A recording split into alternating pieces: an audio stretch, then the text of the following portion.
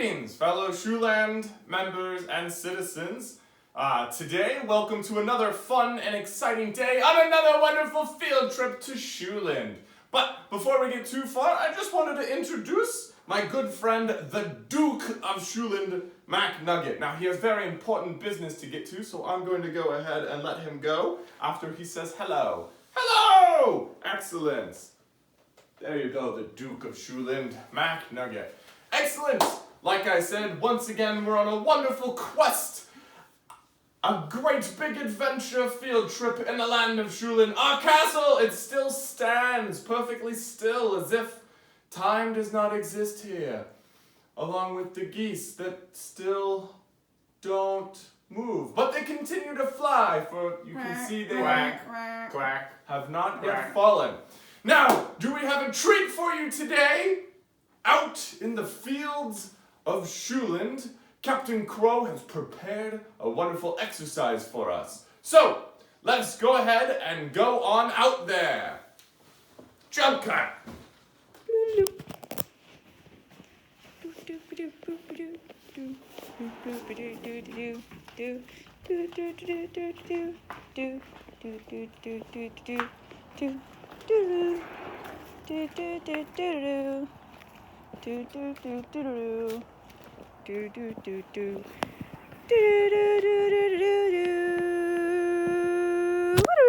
Hello, all. My name is Captain Crow. In case you forgot, to everybody who does not know me, my name is Captain Crow, and to everybody who does know me, my name is Captain Crow. Nice to meet you, and thank you for coming out to the awesome Garden of Shoeland. Unfortunately, we would love to be at the Catapult range, but due to inclement weather, we can't be. The Catapult range is closed due to rain, and a lot of mud, and snow, and a blizzard, and hail, and a tornado, and a volcano, and an asteroid just yesterday. It's awful. It's been closed for a whole day now. A whole day! So I guess we're going to have to describe what a catapult is here in the Garden of Shoeland. So, if you guys want to come on over and get closer... Yeah, come on, get over here. We are going to start with... Well, before we start with the catapult, we're going to go and start with the bow. So, let's say that you lived a really long time ago. We're talking like... 1,000 years, maybe more. Maybe 2,500 years ago. You had a bow, and you thought to yourself, it's tiring to pull this bow back and hold it a whole bunch. So you invented something. You invented a crossbow. And I know you've been told about the crossbow, and one of the things that makes a crossbow different than a bow is its locking mechanism. So remember, guys, when we pull the crossbow string back, it locks here. Now you thought to yourself, this crossbow, it's kind of small. I should make it bigger. And that, my friends, is what a catapult is. A catapult is any device that uses tension or torsion to throw an object. So, we are going to go ahead and learn about catapults. We're going to go ahead and start over here, guys, with our catapults. Duke, run away. So we're going to go ahead and start over here with our catapult. This big, massive piece right here is the frame. This big whole piece here is the frame. Now, I know that some of you guys know what a spring is. And for you, a spring is a piece of metal that you can compress and it springs back to being full-sized. For us, a spring is this rope right down in here. So this rope right here is the spring. And if you get in close enough, you can see as I'm turning this knob over here on this side, it's loosening these strings. It's making them nice and loose. So it's uncompressing that string. However, if I turn it like this, we're tightening that spring up so that we have more torsion and tension on this beam coming back and forth. Now, this beam that Sir Robin just moved here is called the arm. And what this arm is for, it is for making a bunch of tension on the spring as we pull it down. Now, normally on here, for a normal catapult, we would have a bucket that would sit up top. But instead of a bucket, we have a sling, which is a little bit more advanced. But for you guys, I know what you think of. You think of there being a bucket here that's kind of like a big old basket that holds something called the payload. And what the payload is that it is anything that you throw. So for us, it's going to be a tennis ball. That will be our payload. So what is the name of the two different catapults, Captain Crow? You're talking about two different kinds. One that has a basket and one that is using a sling. I understand they're both called catapults, but the one with the basket, what is that called? The one with a basket is called a mangonel. And I know it's a hard word to pronounce, so let's say it together. On the count of 3. 1, 2, 3. Mangonel! That's the one with the basket! That's the one with the basket. The one with the basket! The one with the basket! The one with the basket! The one with the basket. What's the one with the sling? The one with the sling is the most advanced version of a tension catapult, and this one is called an onager. Ooh, that's a really fun word. Yeah, it is from Latin. So, the way that it works is instead of a basket, we have a sling to load our payload into. So, we're gonna go ahead and load one right now. Oh, so Captain you guys... Crow, I wanted to say onager quite a few times. Oh, Can we practice saying? Yes, let's practice saying onager. On the count of 3. Hold on. Oh. You have to have your best Latin voice. Ah, yes. Which normally sounds like a stuffy British guy. Yes. In most documentaries. So, Right, yes. Yes. Yes. Yes. So on 3. On 3. Onager. 1, 2, 3. Onager! Ooh, that was pretty good. Let's try it again. 1, 2, 3. Onager! That's the one with the sling. Now, go ahead, come nice and in close. We're going to talk about the sling real quick. So, what is a sling? A sling, basically, is it's kind of a sack, and it's going to hold our payload, or in this case, our payload is a nice tennis ball, and it's going to wrap it up like this. Now, you can see on one side right here, it's tied on nice and tight. It's not going to come undone. Now, this other side has a piece that could be tied on, but instead of it being tied on, there's a loop on it, and that loop sits right here on a like a small little hook. And what happens as this flies up and over, what's going to happen is this is going to get to a release point where this part, the loop, is going to slip off the hook and open up the sling, releasing the payload so that it can go free. So once again, it's going to be right here.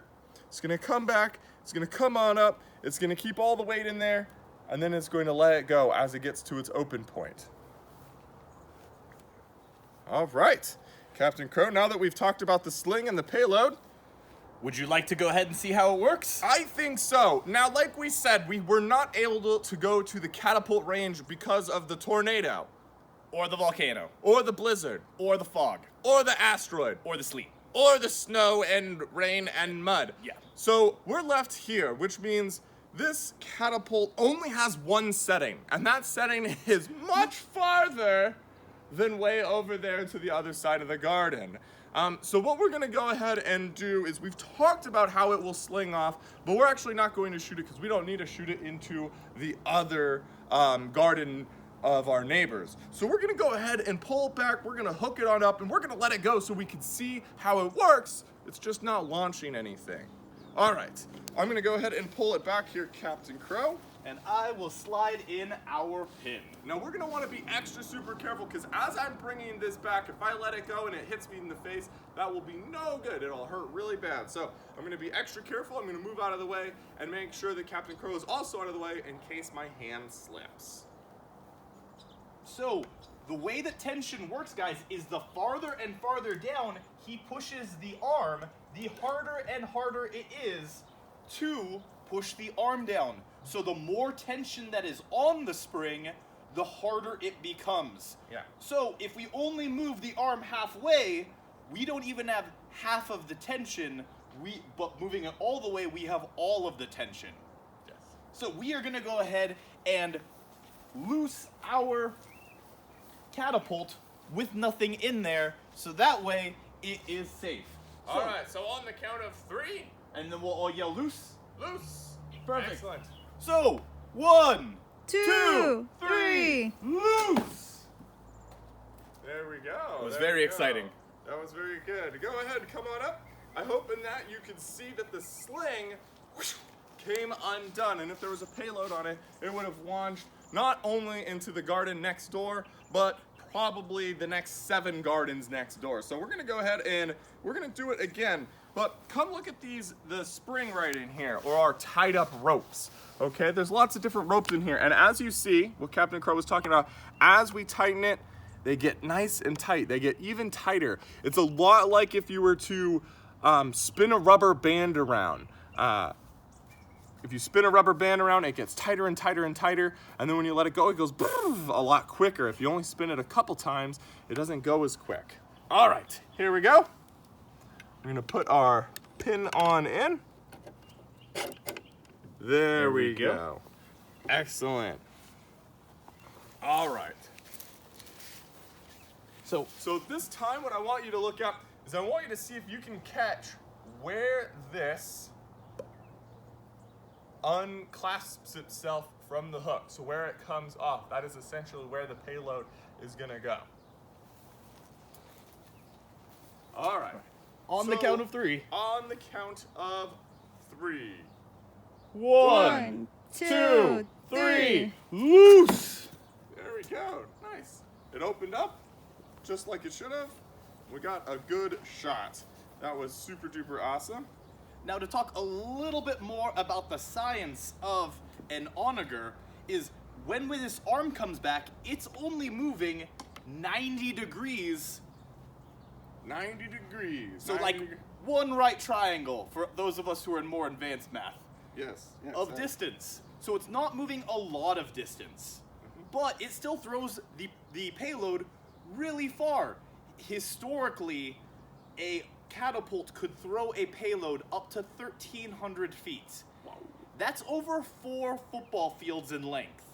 One of the drawbacks is once you have one distance, it's kind of set about that distance. So you really can't change the distance. Yeah, the only way you'd be able to change the distance is put a heavier payload or a smaller payload in there. But if it's too much for the tension, it won't get it at all. And if it's too small, it might throw it to the left or right as it comes out of the sling, just the way that it's functioning here.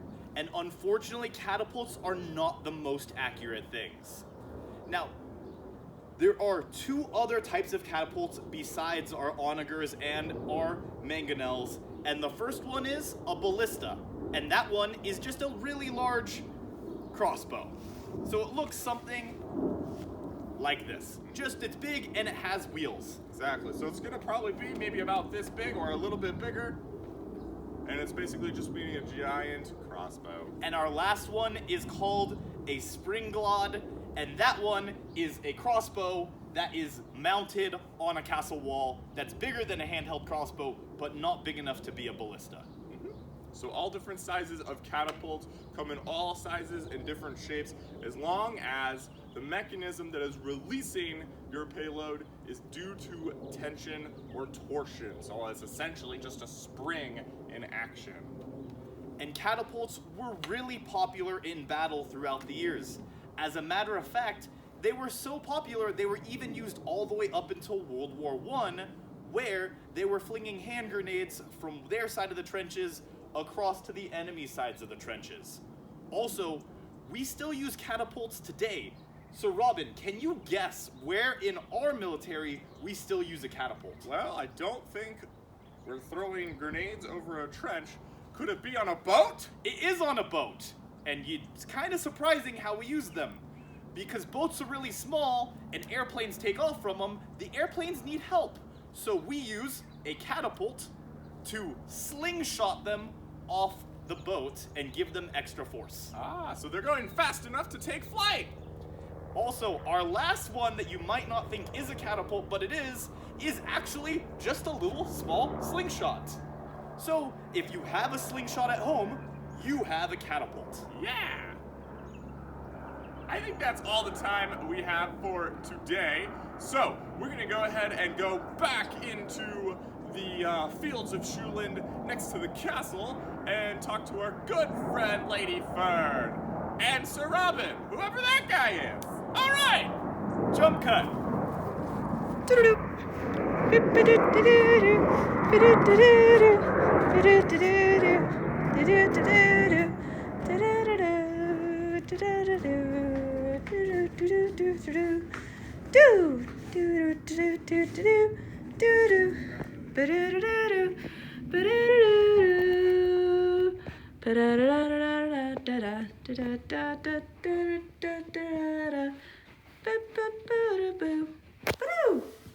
All right, welcome back to the wonderful side-by castle view here at Shulin with our wonderful trees and our geese.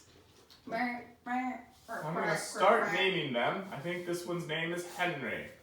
Excellent. Now, while we do have some more adventures outside for you at the end of this quick video, we're going to go ahead and break it up with our usual stretches and some exercising. So, go ahead, get your exercising feet ready and your exercising fingers ready, because we're going to go ahead and start with some quick stretches.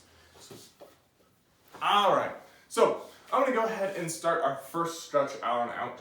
We're just going ahead and putting our hands out and reaching our fingertips to both sides as far as we can. There we go.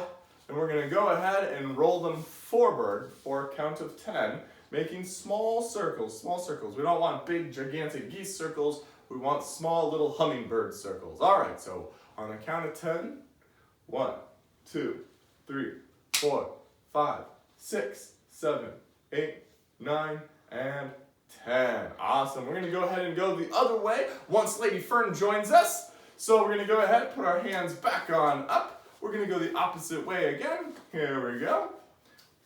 Ready, go. 1, 2, 3, 4, 5, 6, 7, 8, 9, and 10. Excellent. All right. Now we're going to go ahead and take this hand right here, put it across. Go ahead and push. Make sure you're looking straight forward the whole time, okay? All right. 1 and go. 1, 2, 3, 4, 5, 6, 7, 8, 9, 10. Excellent. Remember, go ahead. If you're in our older student class, make sure you're challenging yourself. Instead of doing 10 seconds, do 20, 30. Go ahead and ramp it all the way on up, okay? All right, go ahead. Switching hands, the opposite direction now.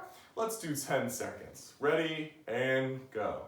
1, 2, 3, 4, 5, 6, 7, 8, 9, 10. Excellent. All right, now we're going to go ahead, put our hand all the way up, touching the sky. And then go ahead, grab that elbow, pull it nice and down. Here we go. Make sure you're looking straight forward. Don't look down at the ground. All right, here we go. 1, 2, 3, 4, 5, 6, 7, 8, 9, 10. Excellent. Now we're going to go ahead and switch the other direction. Hand on up, on over.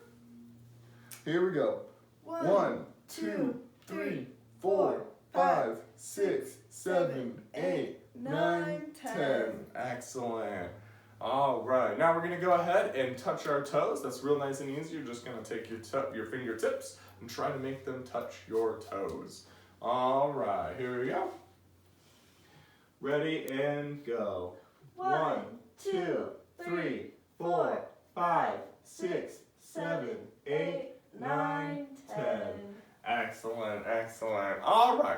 What you can also do, you're looking down here at my feet. You can take one of your legs, put it in front of the other. So you're crossing your feet like this. And you're going to go ahead and reach on over and stretch for those as well. Here we go. 1, 2, 3, 4, 5, 6, 7, 8, 9, 10. Excellent. Now we're going to go ahead. We're going to switch the other direction. All right. Ready and go. 1, 2, 3, 4, 5, 6, 7, 8, 9, 10. Excellent. Now we're going to go ahead and go all the way on down to the ground. Put your feet right on up. This is the one where Lady Fern does it a whole lot better than I do. And you're going to go ahead and touch your toes. All right, reaching all the way on out. Look at that, Lady Fern can touch her toes, and I can barely touch my knees. Here we go. Ready, go. 1, 2, 3, 4, 5, 6, 7, 8, 9, 10. Excellent. You're gonna bring this foot right on in. Put it right here up against your knee. And reach with both hands. Make sure you're reaching with both hands, not just one, but both. All right, here we go. Ready and go. 1, 2, 3, 4, 5, 6, 7, 8, 9, 10. Yay. All right. Switching on up. Bring that other leg on in. Here we go. Ready, both hands, and go. 1, 2, 3, 4, 5, 6, 7, 8, 9, 10. Excellent. All right, let's go ahead. Stand all the way back on up. Whew.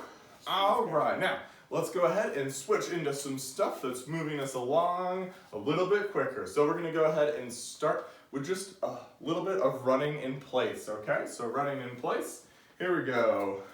Try to get your knees as high as you can. You can think about hitting your hands like that if that's the way you want to do it. Otherwise, just get them as high as you can, okay? Here we go. We're going to go for 10 seconds, but remember, challenge yourself. If you're one of my older students, make sure you're going for maybe 30 seconds or so, all right? Here we go. Ready, and go. 1, 2, 3, 4, 5, 6, 7, 8, 9, 10. Excellent. I didn't lose my hat that time. Oh, mine stayed on too. Ah, how wonderful is that? All right. Now, what we're going to go ahead and do is move it right on along to Lady Fern's favorite thing, the burpees. She's going to go ahead and do 5 of them today. 5 burpees. So, this is the one that is nice and fun. If you've been practicing them, great. Try to do more than Lady Fern, okay? All right, here we go. Take off my hat. All right. Ready, go. And that is 1, 2, 3, 4, and last one, and 5. Excellent Awesome. job, excellent job. All right, let's go ahead. I'm gonna go ahead and give us 10 good old jumping jacks. I almost forgot what they were called. Oh, jumping jacks. I've never even played that game, jacks. The one with the ball and you gotta catch the things. All right, here we go. So 10 jumping jacks on 3. 1, 2, 3. 1, 2, 3, 4, 5, 6, 7, 8, 9, 10. Excellent. All right, now we're gonna go ahead and switch to planking. We're gonna switch to planking. So down on the ground, you're gonna go ahead and make a triangle like this, and you're gonna try to be as flat as a board all the way across. So, All right, I'll let you do this one, Sir Robin. this is where we go. We're gonna count to 10. Ready, go. 1, 2, 3, 4, 5, 6, 7, 8, 9, 10. Excellent, excellent, excellent. All right, now for my favorite, it's the jumping jacks. Lady Fern, come, or not the jumping jacks, we just did those. I meant push-ups. So, Lady Fern, come on out and help me with some push-ups. We're gonna do 10 of them today, but remember, always challenge yourself to see if you can do more than just 10, okay? More than just 10. All right, so we're gonna go ahead, hop on the floor here. All right, Lady Fern, are you ready? Yeah. Yay! On 3. 1, 2, 3. 1, 2, 3, 4, 5, 6, 7, 8, 9, and 10. yay! All right. My arms are tired. Oh, yeah, look at those arms. strong muscles over there, lady friend. Excellent. All right. Oh, there we go. Excellent. So we're going to go ahead and say goodbye to Mr. Geese Henry. Goodbye, Mr. Geese Henry. Quack, quack, quack, I guess there's ducks out there too. quack. Excellent. And we're going to go ahead and go right on back outside. 1, 2, and jump cat. Woo! Bloop, bloop, ba-doo. Boop, boop, ba-doo. Do-do-do-do-do-do-do-do. Ba-da-na-na-na-na-na-na-na. Na-na-na-na. Na-na-na-na.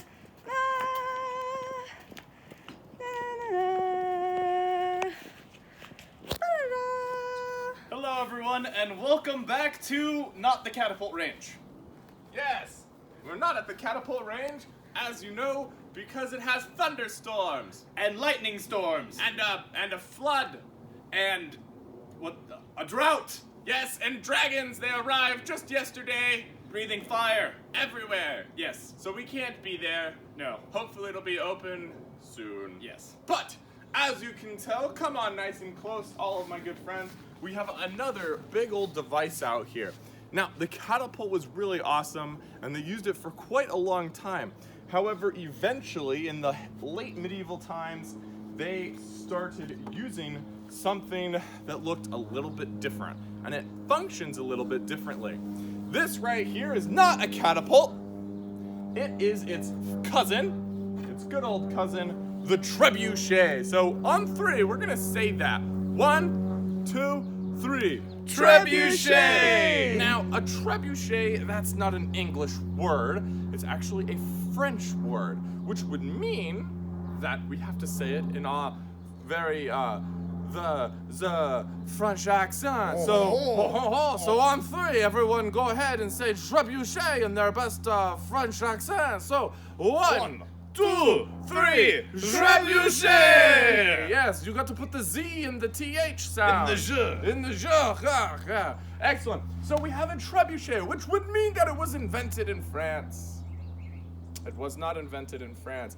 The first trebuchet, historically, a little bit of legend along with it, was actually not invented in France, but it was invented in the good old islands of Britain. And well, why would they call it a French word? And the history on that is because earlier, a good old Frenchman named William the Conqueror had conquered all of England, and while he was from France, specifically Normandy, which was on the French coast, and he spoke French, so for a very, very, very long time, all of the people in England who were the king or the queen or the princesses and princes and all of the nobles all spoke French, not France. They spoke French as their first language. So if they're going to invent something out on the battlefield, they're going to use a French word, which is trebuchet. Now, it works a little bit different, and we don't have it quite set up yet. So come on over here, right here. This, instead of tension and a nice old spring, we just have something called a counterweight, which is just a bunch of rocks in a bucket. So we're gonna go ahead. We're gonna clip that on up here.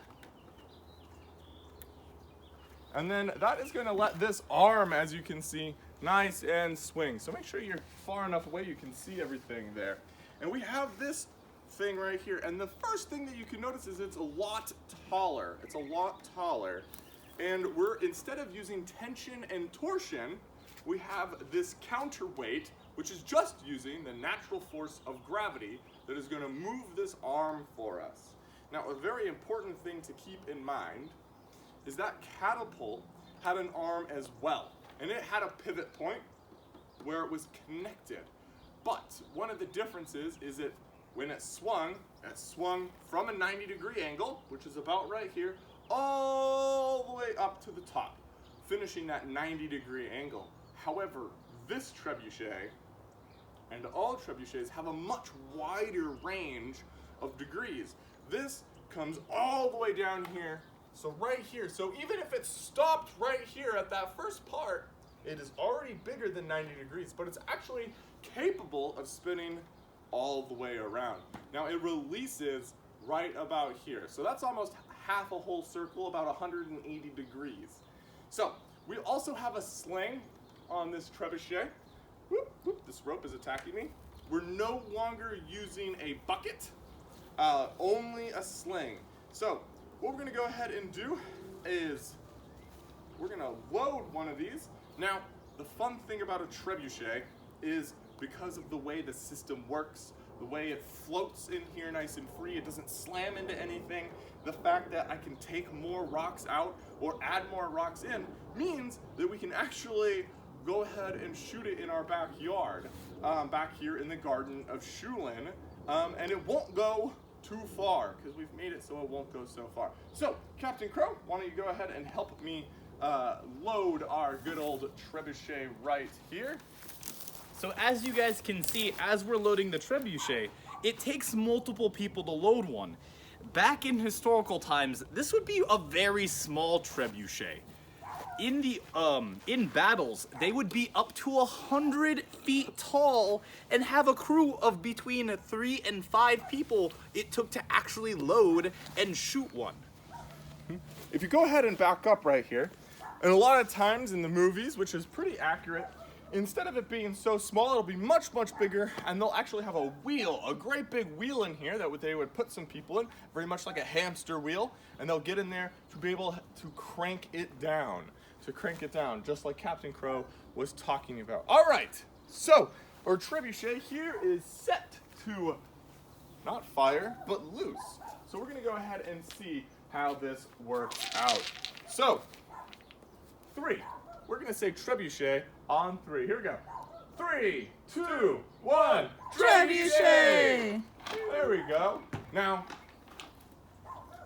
our payload did not go very far because we don't have a lot of counterweight in there. If we added more counterweight, let's go ahead. If we added more counterweight into our bucket here, it would have more of something. It would have more potential energy. And this is where we get into the science part. So when we're all the way up here with our counterweight, the higher it is, or the more weight we add, the more potential energy it has. But as long as Captain Crow's holding it, or our clip is holding it down, it's only potential energy. It's not going to necessarily do anything. It only has potential to do something based off how high it is, or how much it weighs. However, let's go ahead and load one more on up.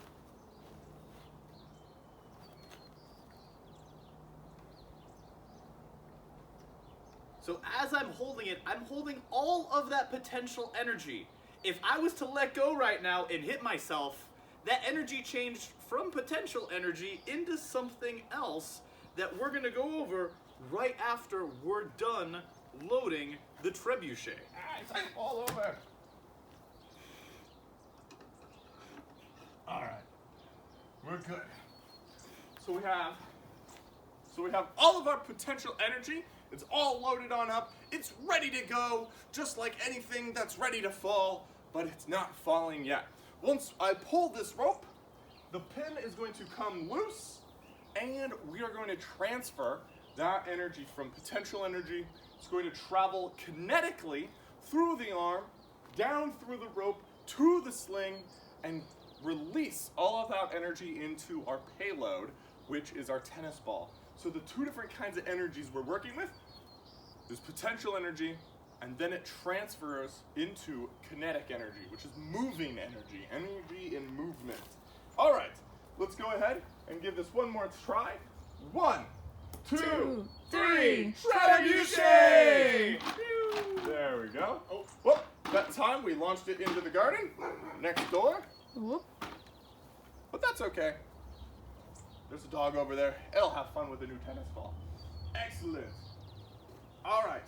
Now, what I want us to focus on is how we're clipping this on. So our release mechanism. So come on up nice and close, Lady Fern. So basically, we have a rope with a hole in it, and our pin goes right through it like here, just like that. And that holds it all down. And then when this releases, pew, is going to come undone. That's the same way that it was working on our catapult. So they kept some of the ideas, they just transferred it over to a different idea. Now, we also have a sling.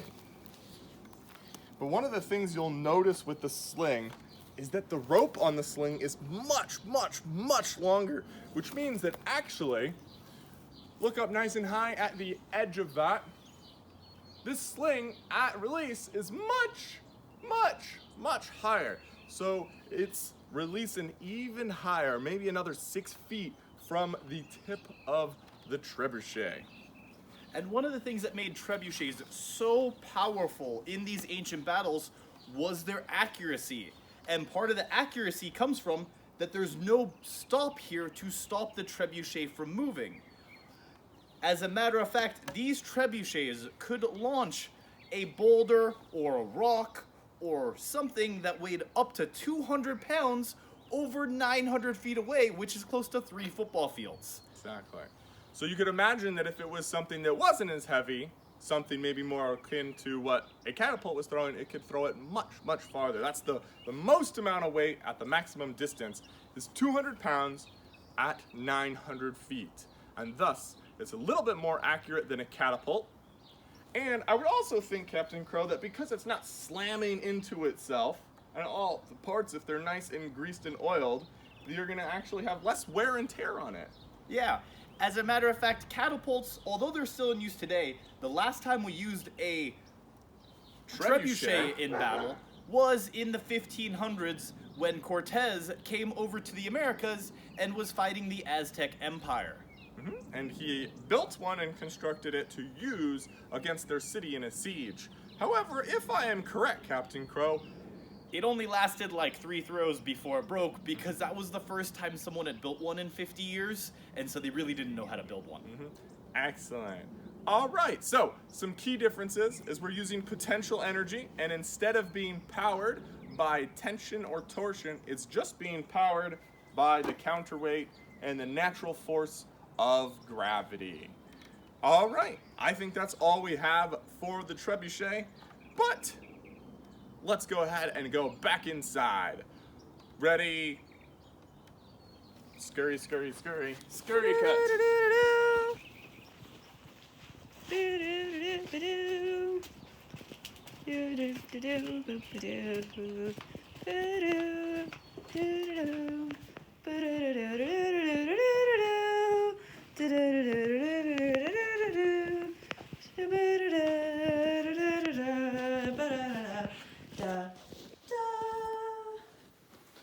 All right, back in the good old forest of Shulin outside of the castle. I hope we've learned something about catapults. We've learned that a catapult is anything that is using tension or torsion, even on an aircraft carrier that we use today to launch our aircrafts into the sky, or even something like a slingshot that you might have at home. Or even if you take a spoon and you put an M&M in it and you pull it back and then you let go. Because what you're doing on that plastic spoon is you're pulling it back and you're letting it go, and that plastic has just enough bend in it that it can build some tension and some torsion to go ahead and release something. So that itself is a catapult. However, we also learned that throwing big gigantic rocks and arrows can get really, really, really big, and you can even have something as big as a trebuchet, which can throw something 200 pounds. That is something bigger than the size of me. So if I was a big gigantic boulder and you made that boulder just a little bit bigger, you could throw me an entire football field. That would be the craziest wild ride ever. So with that and nothing else to talk about today, let's go ahead and go over our homework. Our homework for the day, for the week, it's kind of a fun project. It's gonna be maybe the most difficult one yet, is to go ahead and construct your own catapult or your own trebuchet.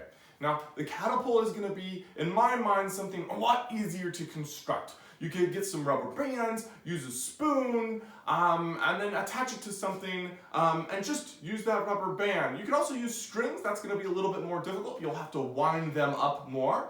But still, any kind of spoon or even a plastic spoon will still give you enough tension to throw maybe a pea or a small grape or something like that. But I want to challenge my older students, not to just do a catapult, but I want to challenge you to go ahead and see if you can make yourself a trebuchet, something that works with a counterweight. And the most important thing with the trebuchet is instead of using a basket, you're going to have to do that sling. And so you can find all sorts of different resources online on how to construct that string. You're going to want to attach it to the throwing arm and then have a loop so that it's up there and it can release off. So you can find all sorts of different stuff on how to construct that. So it's a little bit of a research assignment on how to do that. But you can always email me or call me or even text me, and I can go ahead and give you some tips and some tricks on what you could do to make yourself a small one. I've built one out of Legos one time with some string. So if you have Legos, that's always a good option. Or popsicle sticks are also good. Now, if you don't have any materials and you don't have anything to necessarily build one of these things, remember, you can always draw it. Just make sure that you're labeling the different parts, the sling, the arm, the pivot point. On the catapult, it has the frame. They all have frames, so you can go ahead and put some parts on there. So it's a little bit of a research assignment, so you can go ahead and learn more about the differences between catapults, trebuchets, and essentially the art of throwing objects, which is essentially all that archery is. It's throwing something from one distance to another distance, really far, really fast, and hopefully very accurate. So, without further ado, why doesn't Lady Fern and Captain Crow come on in and join me for our good old archery champs cheer. So, hands on in, on 3, we're going to say oranges. 1, 2, 3, oranges!